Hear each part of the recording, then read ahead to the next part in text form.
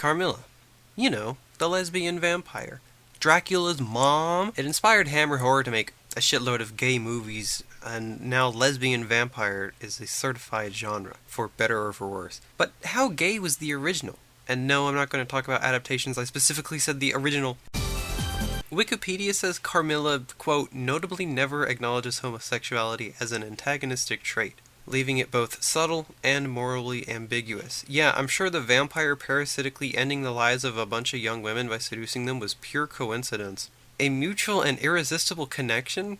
Both attraction and repulsion? Bitch, she complained about being lonely and wanted a friend.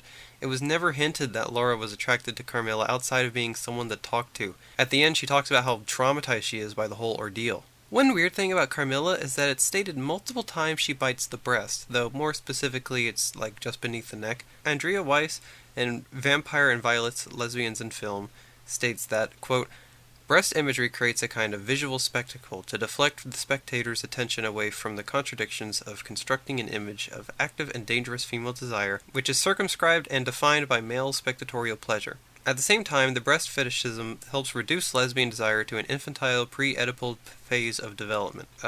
Some women like boobs too, you know?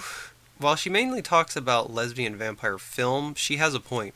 Carmilla kinda has a male voice. Despite the book being narrated by a woman, the latter half of the book is literally a guy telling the story of Carmilla again, but from his perspective. When the time comes to capture Carmilla to stop her evilness, it's random men who have nothing to do with the plot who do it, not the main character. I'm beginning to think the parts about how Carmilla wasn't a Christian so a priest had to get involved to stop her meant something. I'm not saying Carmilla can only be interpreted negatively. I think you can and should go into the work with whatever angle you want to take.